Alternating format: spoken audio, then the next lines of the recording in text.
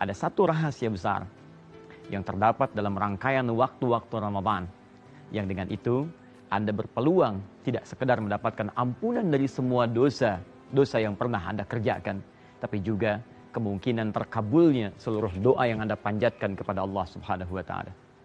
Pemirsa, dari sekian ayat yang terbentang dalam Al-Quran, Allah menawarkan satu waktu khusus yang mungkin bisa Anda manfaatkan saat tiba bulan Ramadan. Waktu itu disebut dengan nama sahar. Kalau kita lukiskan dengan keterangan bahasa Arab, kita tuliskan seperti ini, sin, ha, kemudian ra.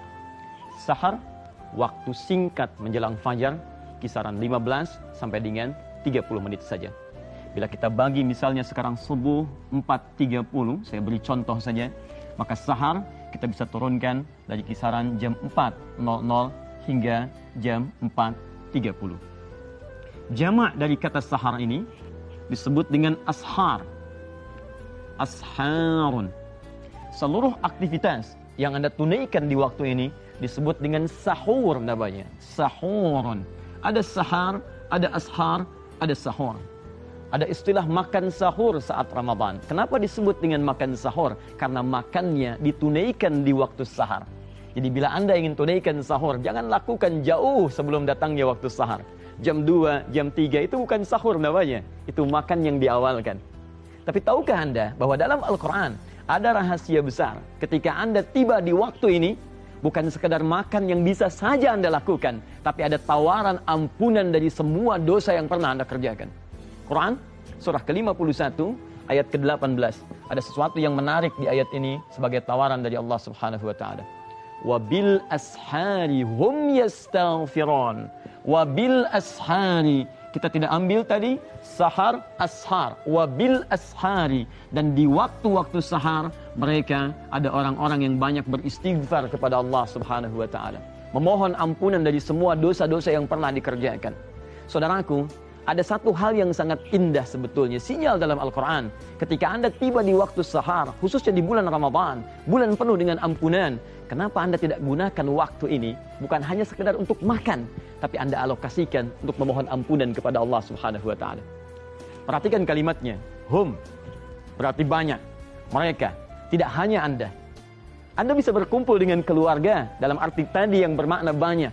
Ada bisa Anda, istri Anda, anak-anak Anda, setelah selesai makan, cobalah berkumpul satu ruangan. Pada saat itu Anda duduk dengan keheningan, lalu bermohon kepada Allah Subhanahu wa taala. Anda boleh coba sebagai seorang ayah misalnya, dengan berkata dulu introspeksi kepada keluarga Anda. Ma, kalau selama ini Papa banyak salah, belum jadi suami yang baik, Papa mohon maaf. Boleh jadi hari ini hari terakhir dalam kehidupan Papa. Papa mohon ampun pada Allah Subhanahu wa taala. Mudah-mudahan bisa memberikan yang terbaik untuk keluarga kita. Ya Allah, astagfirullah, astagfirullah. Lalu Anda sebagai seorang istri kemudian menyusul kalimat suami Anda. Pa, kalau Mama sampai hari ini belum jadi istri yang baik, anak-anak maafkan Mama belum jadi ibu yang baik, dan mungkin ini hari terakhir dalam kehidupan Mama. Mohon maafkan Mama. Ampuni saya ya Allah, ampuni saya ya Allah. Dan yang paling luar biasa, ketika anak-anak Anda mulai mengatakan kepada Anda, Pa, Ma, maafkan Anda sampai hari ini belum jadi anak-anak yang baik, anak-anak yang saleh, belum bisa menghafal Quran, belum mampu memberikan mahkota seperti anak-anak yang lainnya. Maafkan kami. Lalu seluruh keluarga bermohon ampunan kepada Allah. Astagfirullahaladzim, astagfirullahaladzim. Ampuni kami ya Allah, ampuni kami ya Allah. Kami taubat, mohon ampunan ya Allah, mohon ampunan. Luar biasa.